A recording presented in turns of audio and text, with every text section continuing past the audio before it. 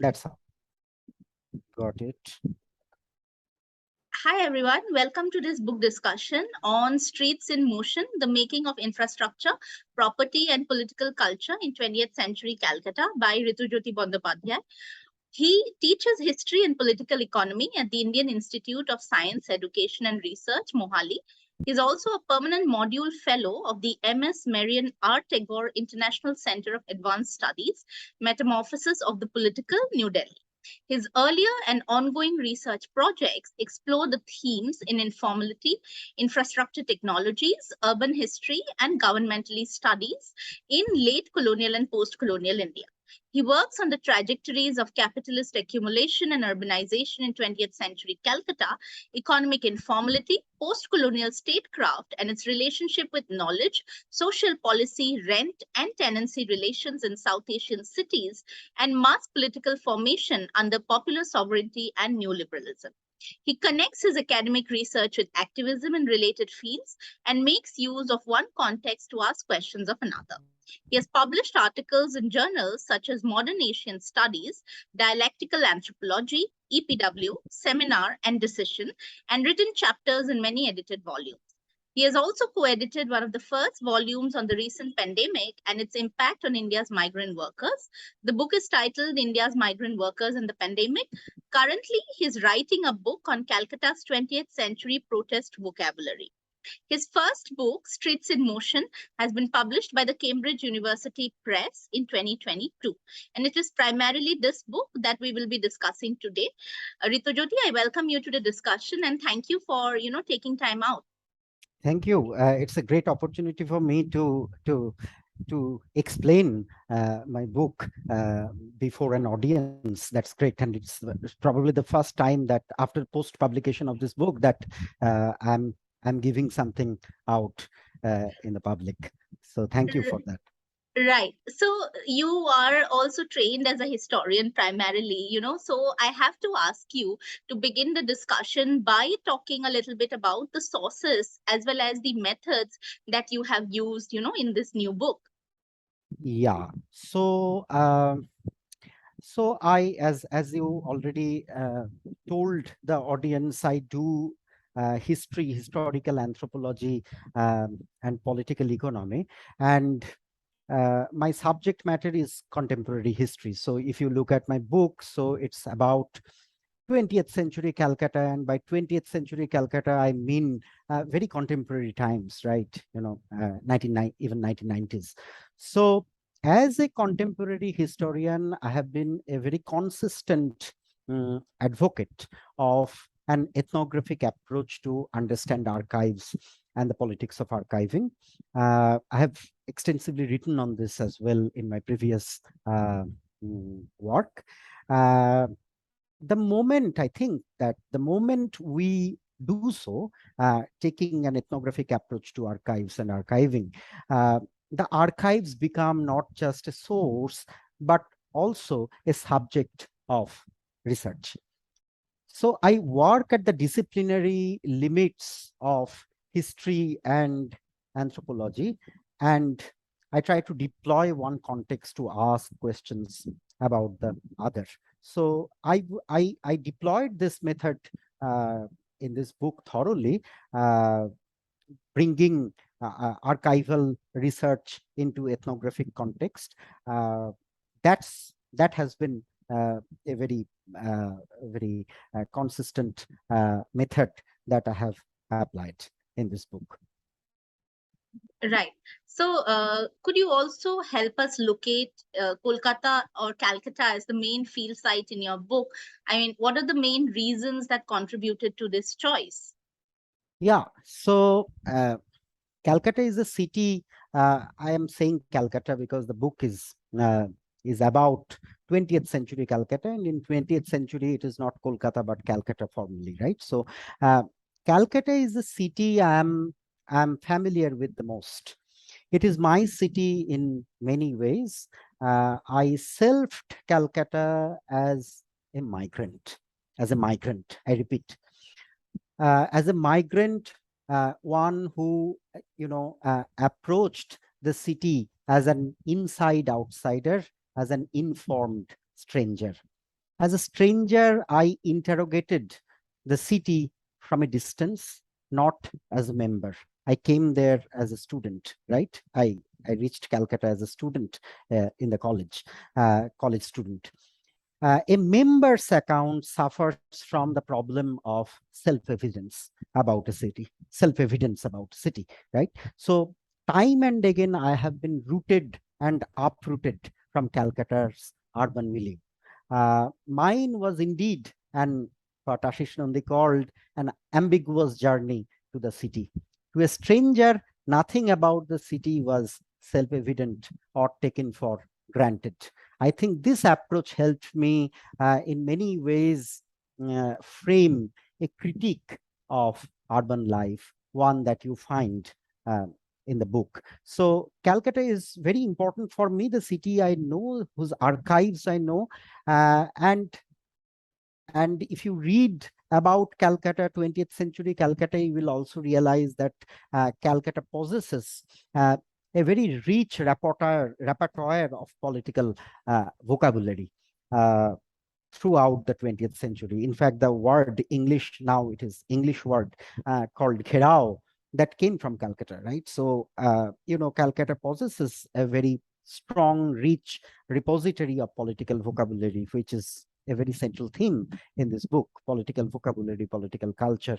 Uh, uh, and all, and it is also important to mention that from 2000 onward, I have been off and on involved in Calcutta's urban politics, politics of encroachment, anti eviction drives, etc. So it is in this connection that I chose Calcutta as my subject of research, as a site, as a field site. Right. So, before we go on to more pointed questions, could you also, in brief, talk about the main storyline of the book so as to set the setting for the audience? Yeah. I think that's very important. Thanks that you asked this question, because we might go into abstraction without this too much. So I briefly tell you the storyline. It might be a little, I might take a little longer than the previous questions. So I start with street building, modern street building in Calcutta in the late 19th, early 20th century. Uh, Street building was one of the means by which the colonial state consolidated in urban space by what Torfe has called monopolizing the legitimate means of movement.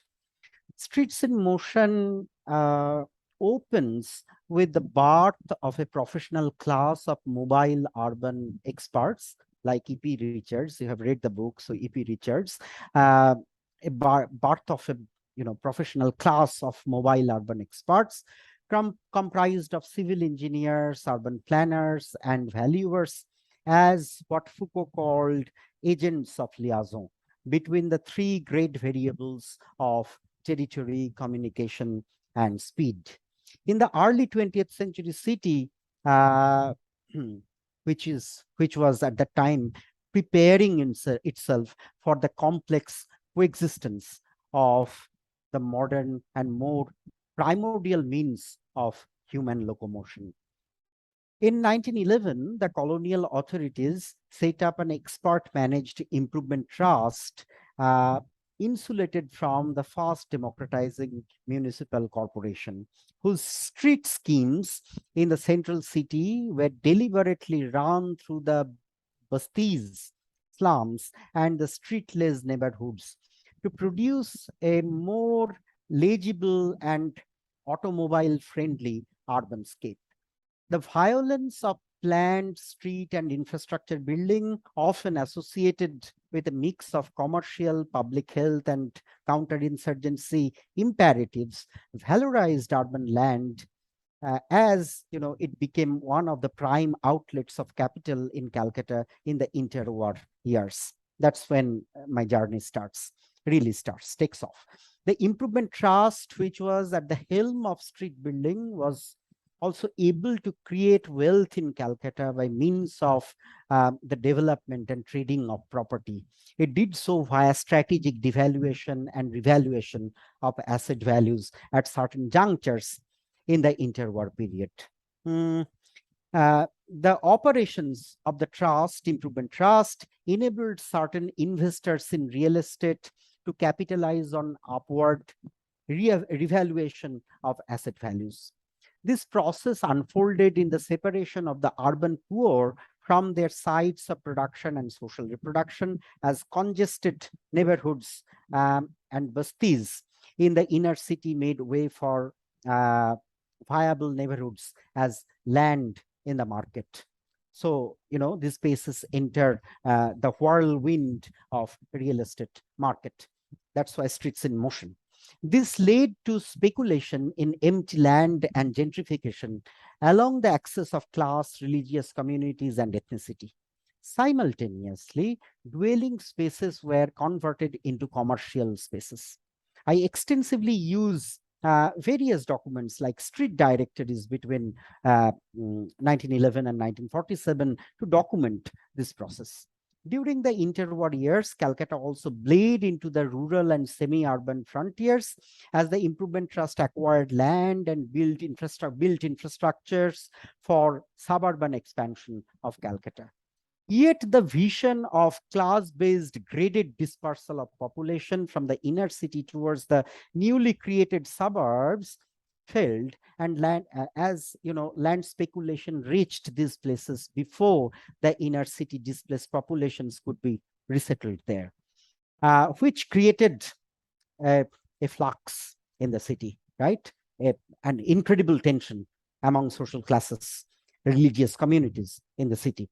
Moreover, the southern frontiers in urban process faced some hitherto unprecedented obstructions in the form of repeated incidents of organized soil raids, legal challenges from substantial property owners, refusing compensation packages.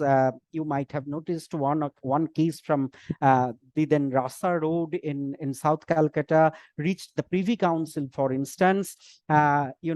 Allegations of scam between contractors and trust officials, and the overall marshy terrain dotted with water bodies requiring considerable mobilization of earth and rubbish from elsewhere. Class and communal tensions made their way through the spatial and demographic churning and produced intermittent communal riots between 1910 and 1926. In the early 20th century Calcutta, religious polarization appeared in a sort of confounding conjunction with the Improvement Trust's street building initiatives. We find that the rational action of street building and the invisible hands of the real estate market and the crowd action during communal outbreaks constituted each other in a complex fashion in producing the 20th century city. These forces culminated in a communal civil war in 1946. The civil war enforced the territorial division in the city into a Hindu city and its Muslim ghettos. In post-Second World War Calcutta, ghettoization of the Muslim minorities took place along with the partition's demographic shock. Jabardakhl, this is a concept, this is a experience near concept in Calcutta, political vocabulary. Jabardakhl, or forcible and collective encroachment on public and private property, became a new force of frontier urbanization beyond the planned suburbs of the Improvement Trust. The protagonists of Jabardakhl were newly dispossessed people, the victims of the foundational violence of the two nation states. Jabardakhl was a combination of encroachment as class and encroachment as community. As encroachment as class, it snatched property from the wealthy owners and the state. As encroachment as community, the same force, Jabardakhl, it dispossessed and displaced petty Muslim property owners, becoming an electrifying force, agent of Hinduization of the urban space. According to there are many estimates, I don't want to go into that, but land market land market was frozen for many years. And thus, Jabardakal led to the fragmentation of capital sunk in land, especially in the emerging frontiers of the city.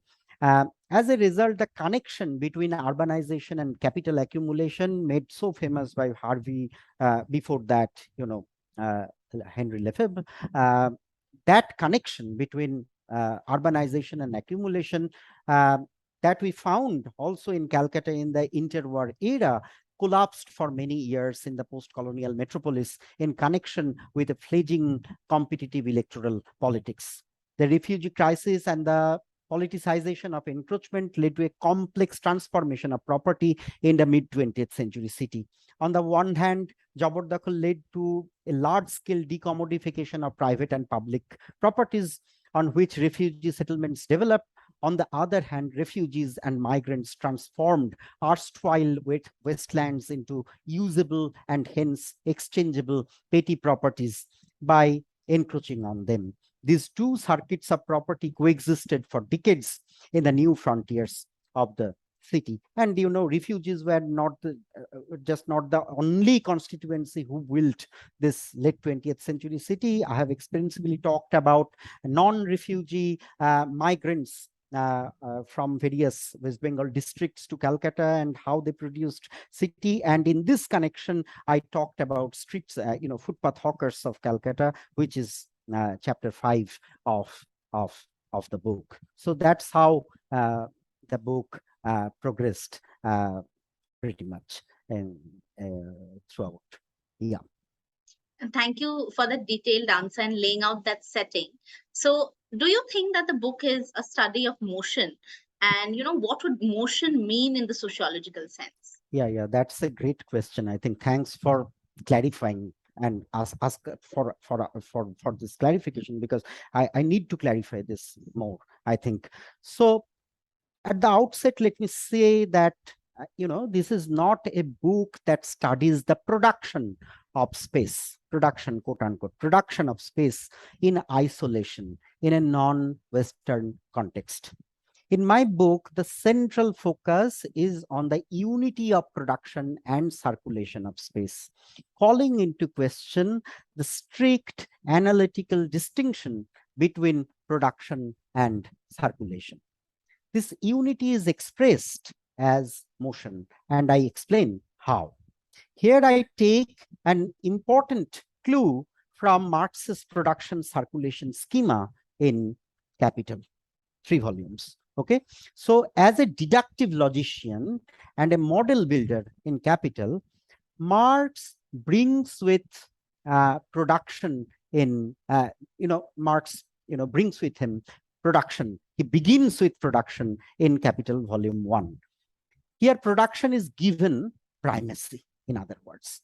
He says in chapter 6 of Capital Volume 1, titled The Buying and Selling of Labor Power, he writes that we take leave for a time of this noisy sphere of circulation, where everything takes place on the surface and in view of all men, and follow them both into the hidden abode of production, I unquote. In volume 2, he compensates this strategic suspension of circulation so far in volume 1 and returns to it. And in volume 3, he talks about the unity of production and circulation as a dialectician. Okay, so when you study a historical process in dialectical terms, you can only study them together in their mutual imbrication and co-constitution, in their reciprocal interdependence. I repeat, production is internal to circulation. This means this, production is internal to circulation and vice versa.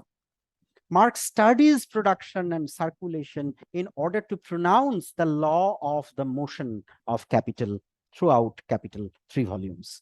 In my understanding, and this is my understanding, in my understanding, motion is the unified expression. Motion, I repeat, is the unified expression of the two processes, production and circulation. Hence, I study motion and not just production or circulation of space in isolation. Now, if you go back to the first line of the introduction of my book, I pronounce that this book, is going to study the social production of motion in a capitalist urban context. It is there in the blurb as well. In the city of capital, motion refers to a fetish. The bourgeois order posits motion as a metaphor for energy, positivity, and progress.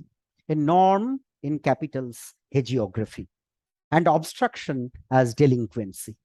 The book uncovers the social tectonics of spatial mobilization and thus demystifies urban motion, which constitutes a key and recurring moment in capital's history. So my questions, as you read the book, you see that my questions are very social questions. For instance, who and what set spaces on the move? How did various classes of city dwellers activate, experience, negotiate, and spatialize motion? What meanings, sensibilities, and values did they attach with motion, and what were the implications of spatial motion for the city as a settlement? These are some of the major questions for me throughout the book. Now, there are some recent studies, sociological studies, there are some recent studies that conceptualize motion as a sociological concept. I'm currently, currently reading them, and I'm certainly not the first to do so. Some scholars, most notably Hagar Kotef, studied, it's a Duke University Press book published in 2015 on motion. So in this book, Kotef studied the genealogies of motion as an idea and a metaphor in liberalism, like freedom as motion, and political economy, of course. Some scholars have also studied Marx's law of motion. There is, in fact, a book called Marx in Motion.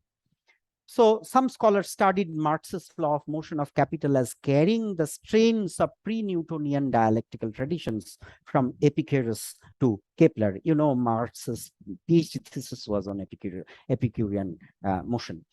While I learned from these works, I'm more concerned with the materiality of urban motion under capitalism, understood as law-like impersonal forces behind displacement, circulation of labor and capital, and social change. I use obstruction, that is motion's dialectical opposite, as a strategic window to access motion as a negotiated process. People's relationship with motion is marked by differential access based on social hierarchies. Therefore, a critique of motion, which is why I have written this book, it's a critique of motion. A critique of motion must track its politics in generating mobile subjectivities and differential mobilities. More importantly, I think it ought to identify how one social group's access to motion may actively exclude or disable that of others. In my story, the modern urban street is a key mediator between such mobilities and materialities, and thus an apparatus of city building, street as an apparatus of city building. So yeah, so to answer your question in this manner. I'm going to actually pick up from what you said in the end and ask you that, how do you see the modern urban street as one of the central actors and key mediators in a social group's access to motion, as well as, how important is capitalism to this story? Because you definitely talk about it. Oh, great question. Set of questions, actually. So let me start with this. Building streets, cutting slums, and thickly built up neighborhoods, neighborhoods apart, became a Haussmannian common sense by the late 19th century. We all know that. A lot of people have written on this. These streets were supposed to facilitate trade and commerce and capital accumulation, in and through the city by ensuring the mobility of labor, commodities, and space. Second, they were made to ensure better circulation of air and fluids in the city to minimize the chance of an outbreak of the outbreak of an epidemic, for instance. Thirdly, one of the objectives and implications of street building as a centralized public work was to claim monopoly state control, municipal control, I would say, over the pathways and circulation of large-scale civic utilities, such as drinking water, drainage, gas lines, and electricity, that facilitated and followed the streets and lanes to reach a consumer, right? A destination. Thus, late 19th century street building was entangled and coeval with the emergence of modern urban government, whose key objective was to facilitate and regulate motion. In planning new streets, the urban planner required to contemplate, the modern urban planner like E.P. Richards in my book, required to contemplate coordinating an indeterminate series of motley elements. For instance, how to simultaneously optimize the circulation of, say, X number of bullock carts and Y number of pedestrians, how to control miasmas and decongest neighborhoods, how to defer the otherwise inevitable outbreak of an epidemic, how to minimize disorder, how to, capitalize locked up urban property, how to prepare the city for automobility, all this while ensuring public order in the city. The street planning under capitalism was the art of dealing with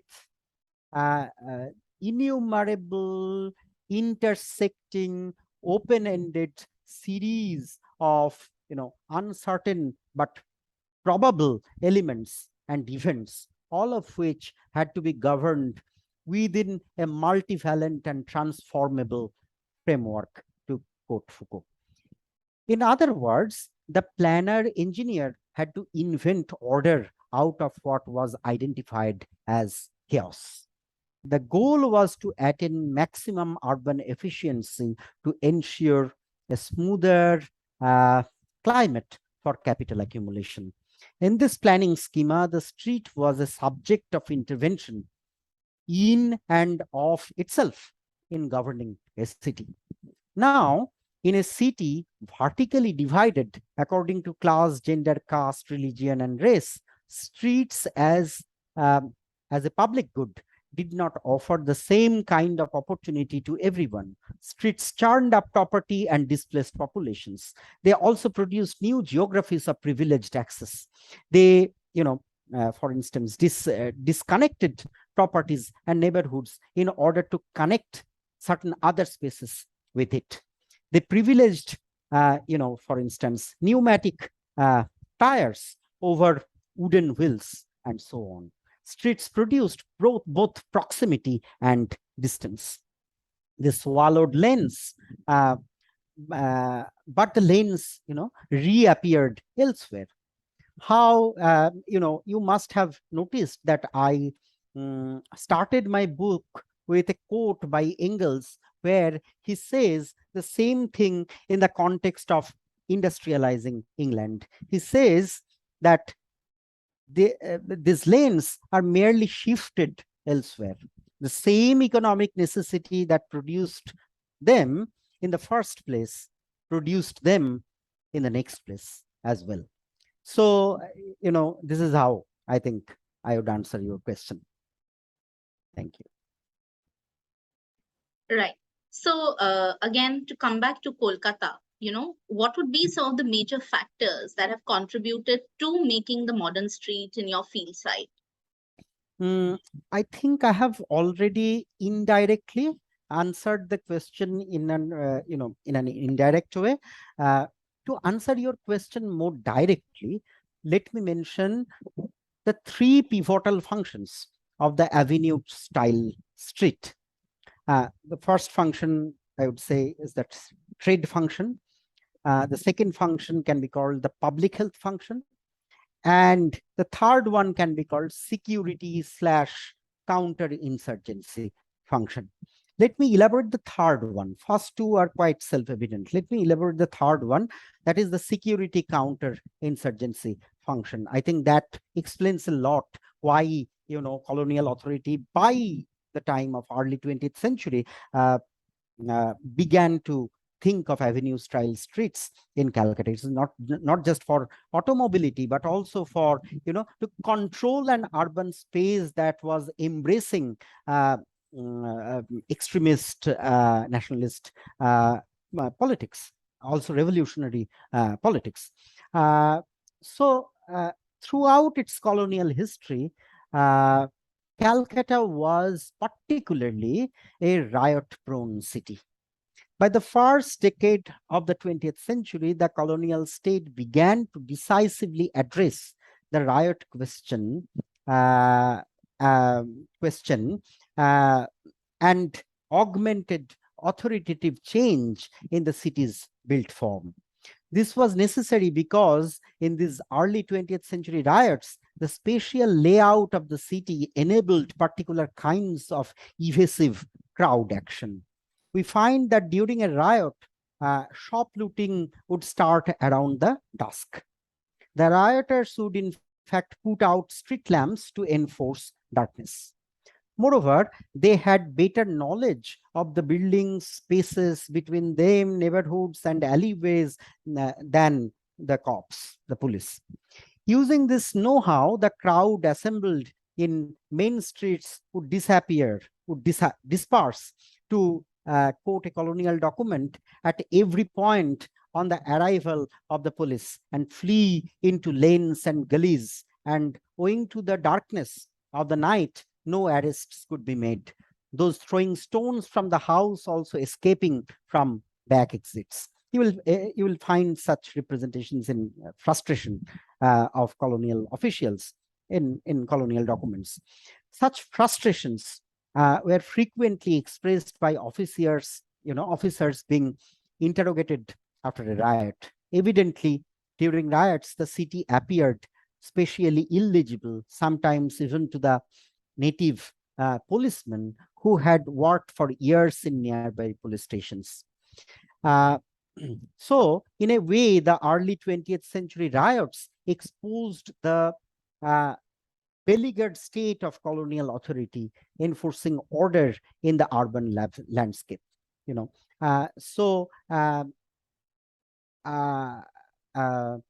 Historian Shati Chattopadhyay, she ignited this to me, with this imagination to me. Historian Shati Chattopadhyay compared in a very powerful paper, compared New Delhi and Calcutta in terms of spatial legibility to give us a significant contrast. And she writes, I quote her, if New Delhi produced a clear description of the imperial state in the 20th century, making it visually explicit, Calcutta defied this form of legibility, unquote. This is why Shati Chattopadhyay argues the shift of capital in 1911 should be read as a significant spatio-political gesture on the part of the colonial state in imagining a new relationship between state, city, and politics. The improvement trust spatial mobilization in the interwar years that took the form of very ambitious street schemes was directed to produce a more legible urban scape in Calcutta and in central and northern Calcutta. So that was the immediate political context, although, public health reasons and reasons of capital accumulation also played a very significant role for the colonial authority to start various very ambitious street schemes in Calcutta in the early 20th century. Right. Thank you for that answer. So how do you see urban renewal via street building, playing a role in institutionalizing majoritarianism? Yeah, that captures a lot of this book, many chapters. So this answer may be a little longer than the others. So as I already told you, streets activated property in the market. They cast out a large section of the lower middle class and working class populations as they brought the hitherto locked up spaces into the circuits of capital accumulation. This recycling of the inner city was accompanied by several schemes amid the, mm, uh, you know, several schemes that aimed at the phased dispersal of residents into Calcutta's frontier suburbs. But as I told you in the beginning, but in the frontiers, planned urbanization ensued, large-scale enclosure, land use transformation, and dispossession. If you go to chapter 4, for example. Furthermore, a large section of those evicted due to inner city gentrification could not find resettlement for various reasons. Uh, these changes intensified social tensions in the city sharply in the interwar decades, often manifested as communal riots between the city's prosperous Marwari community and the working class Muslims. Muslims were hyper visible in the city's working class and slum dwelling populations. They were worst hit by the early 20th century urban renewal drives by the organizations like Calcutta Corporation and Calcutta Improvement Trust. There were three major incidents of riot between these two classes of residents, between upper class Marwaris and lower class Muslims. Here, class and religion are intersect, right? So there were three major incidents of riots between 1910 and 1926. So one is 1910, 1918, and 1926. In the book, if you go back to chapter 2 and chapter 3, especially in particular, I have shown the repeated convergence of the geographies of communal violence and that of the trusts, improvement trusts, renewal work, and argued that in the long run, both the violent and the rational converged to produce a communally divided city. The violence of renewal took the shape of communal cleansing. A few statistical data will help us ground this issue better. According to the census of 1921, between 1911 and 1921, at least 90,000 individuals were removed from various inner city bastis. Most of the evictees from the bastis were, of course, Muslims, as they were disproportionately high in number in that class of population, right? As a contemporary newspaper called Satyagrahi remarked in 1926, I quote it, by all virtue of the Improvement Trust Act, the condition of Calcutta is indeed being improved day by day, but the town is at the same time being gradually destitute of Musalmans, unquote. In 1927, another report observed a growing tendency among the Mohammedan workmen to migrate from the central parts of the eastern and southeastern wards, such as 14, 15, 16, 48, and 49, unquote. The pattern of violence of urban renewal deepened existing fault lines in the Hindu-Muslim relation in a Hindu majority capital city, that is Calcutta, of a Muslim majority province, that is Bengal. It translated into an intense communal polarization. The migrant workforce, already segmented along religious lines, competed amongst themselves in the midst of an economic crisis to secure access to the city. This rivalry reinforced their mutual bitterness. During the 1926 riot, for example, there was mass exodus as hundreds of people from all classes began to desert their homes in the affected areas. The Hindus and Marwaris left temporarily to take refuge in their suburban garden houses, the upper caste, upper class Hindus, right? The Commissioner of Police reported in 1926 that, however, that many Mohammedans have left the city with the intention of remaining absent for some considerable time and have returned to the original homes. This police commissioner in 1926 believed that the number of Muslims who had deserted the city could run into several thousands. They likely never returned, actually, and those who returned found it challenging to get their jobs back. The riot of 1926 was followed by a period of mutual social boycott by two communities. Once again, the Muslims were at a significant disadvantage, as Hindus and Marwaris, with their enormous financial power, joined hands to replace Muslim laborers with upcountry Hindus. In early April 1926, the Marwaris convened a meeting, for instance. I am giving you an anecdote, in the course of which it was decided that Muhammadan labor should henceforward be employed as little as possible, unquote.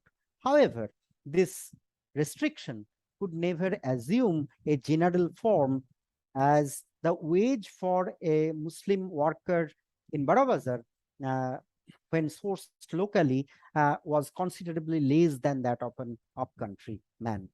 Thus, even though the internal borders of the city were redrawn in the riot, they remained unstable and volatile even after the city returned to its regular rhythm.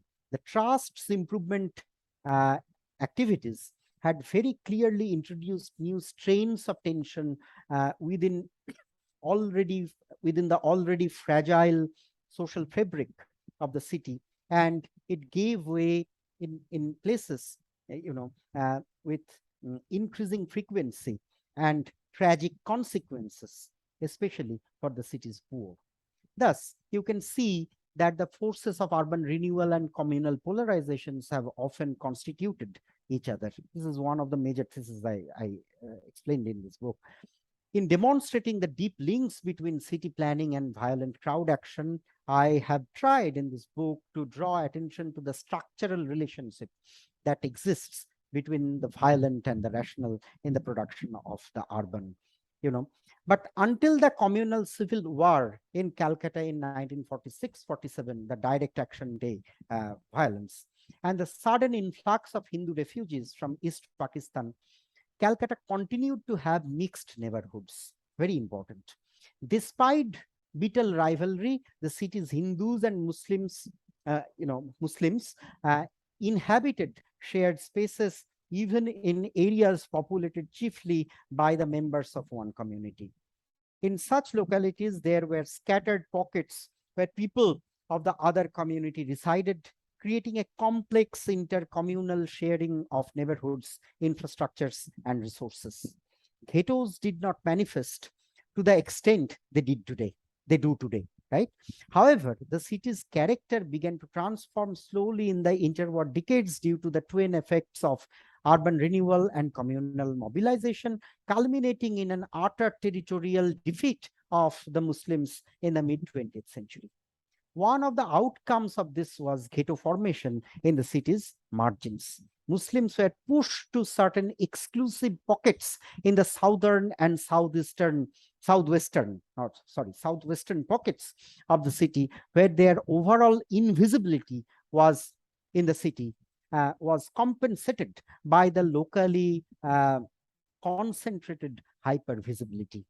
The wealthy Hindu minority population in Garden-rich, Metia Buruj, and Park Circus began to desert their ancestral places and move to exclusively Hindu neighborhoods between the 1970s and 2000s. A complex intertwining of the cultural othering of ghettos, real estate, and communal tension came to constitute the structural relation between the city and its minority ghettos.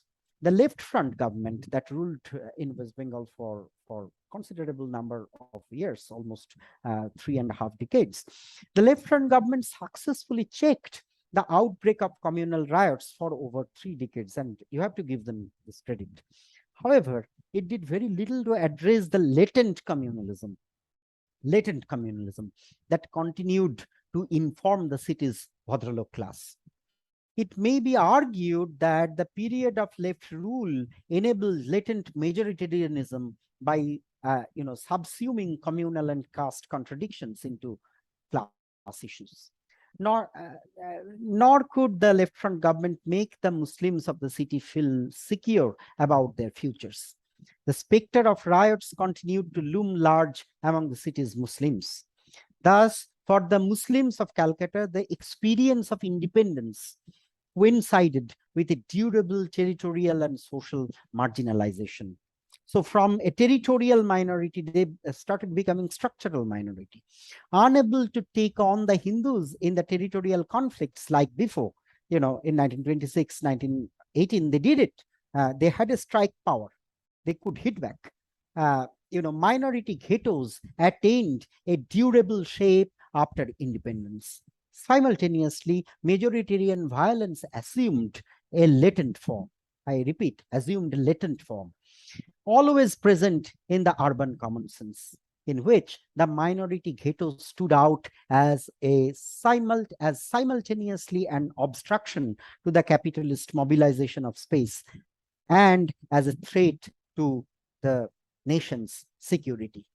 In the post-colonial decades, Calcutta's Muslims learned to live through and experience the city via a regime of low-intensity terror, In a majoritarian city, ghettos enter the majority common sense as, permanent exceptions, notorious areas. These neighborhoods become the self-evidence of criminality. This majoritarian common sense operates as a form of tacit violence that affects everyday life practices and chances of Muslim populations of the city. The book shows that Calcutta's post-colonial passage to democracy and development is integral with the production of a marginalized minority population and its territorial manifestation as ghettos. Yeah. Again, thank you for the detailed answer. Last question. So how do you see the links between urban commons and property? Oh, this is a major question, a major question, and most, I would say, theoretically important question. And it calls for a very, very brief review of literature, if you allow. In the last few years, South Asian urban historiography has witnessed a distinct property turn. Kaustubh Mani Sengupta has recently written a very nice article on this, a review article in History Compass. One can check it. Several recent historical works on Bombay, Calcutta, and Delhi, in particular, have described how the property market and its players, small and big, operated when the improvement trusts. Bombay also had an improvement trust. Delhi also had an improvement trust, right? So, how these improvement trusts operated and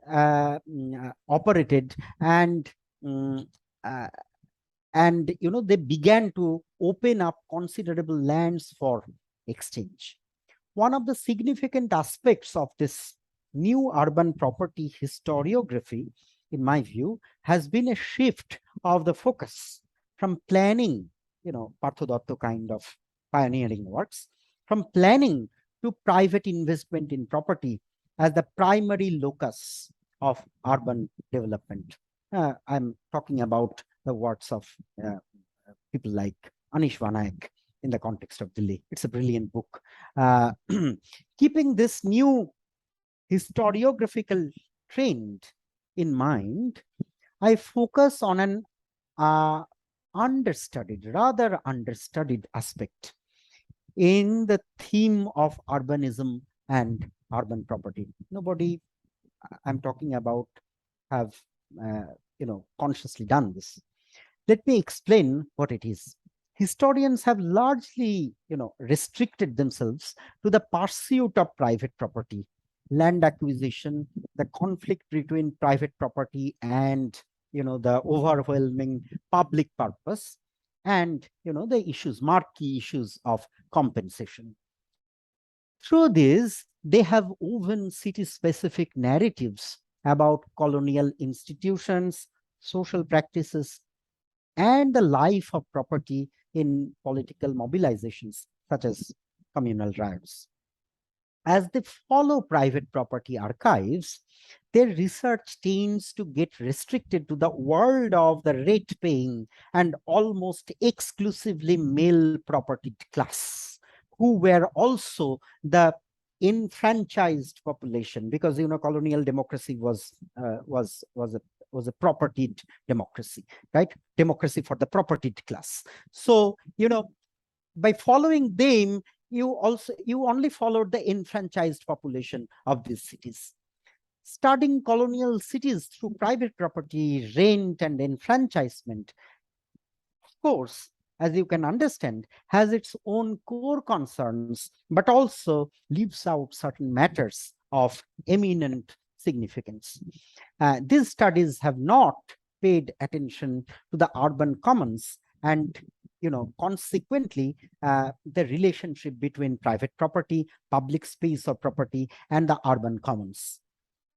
My book, Streets in Motion, goes beyond the domain of formalized property, both private and public, to consider the dynamic interconversion, between property and urban commons, which makes capital accumulation in and through space possible. While the conversion of commons into private or public property is well documented by many, one has also witnessed the conversion of public and private spaces into commons in the phenomenon of communal aggregation of neighborhoods and gated communities, serving a particular community almost exclusively. The communal cleansing of ethnic or religious minorities from a majority community dominated neighborhood, and the concentration of certain minority populations into ghettos because of civil war are more examples of such forms of conversion and commoning. In both instances, new spaces emerge that are open to the members of certain communities and which are extremely vital for their life and labor. There is, however, a second way or another way in which commons form in the cities. Urban commoners, such as street hawkers, refugees, and pavement dwellers, encroach upon public properties and turn them into collectively occupied spaces. As we see in chapter, if I recollect correctly, then chapter 1, 4, and 5 in this book, we see this intensely. As Professor Vinay Gidwani, in the context of Indian cities, points out, such commons presupposes being in common or using resources in more or less shared and non-subtractable ways through practices.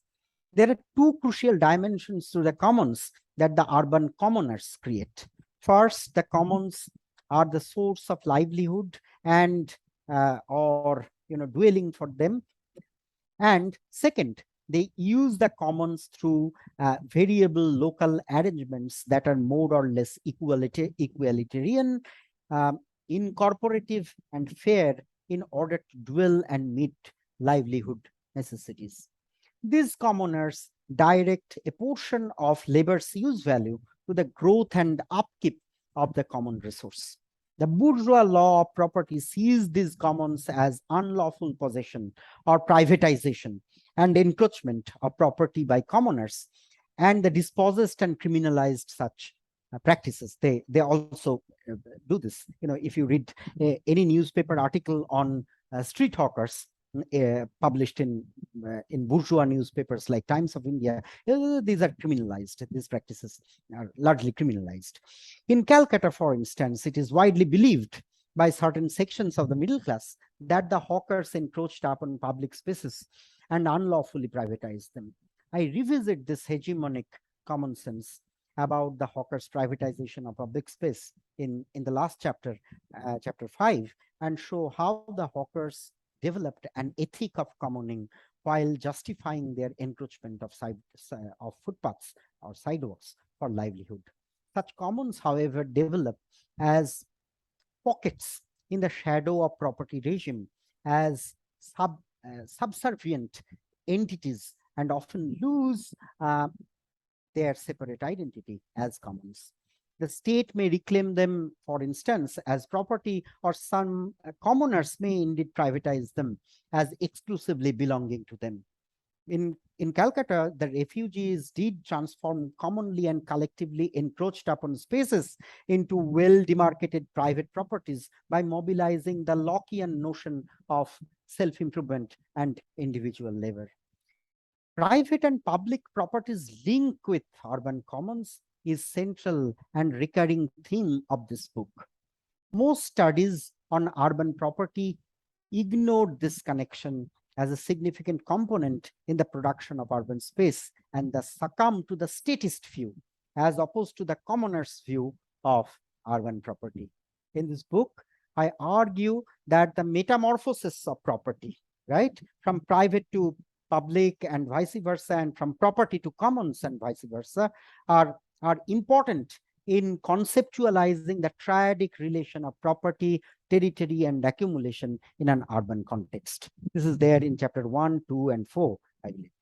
In this context, we may remember that commons are a favorite and covetous accumulation, are a favorite of the covetous accumulation economy, as well as the accumulation economy seeks to enclose commons and turn them into property guarded by law.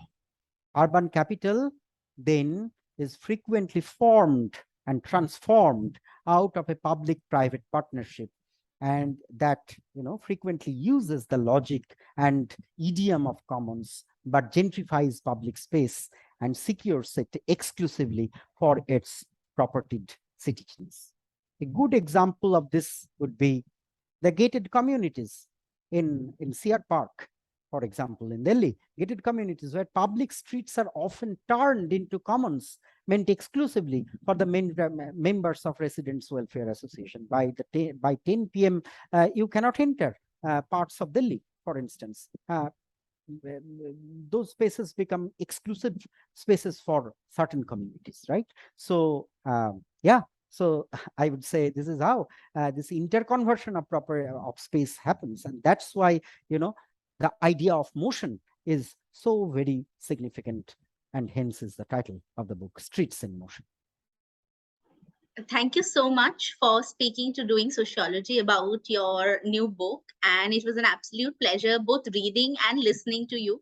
And I hope that after the discussion is uploaded, more people read the book and they go back to, some of the concepts that you have picked up from capitalism, as well as, David Harvey, Capital, as well as David Harvey and others. So thank you once again for the time and effort. Thank you. Thank you, Rituparna. I really appreciate it. It's great work. Thank you so much.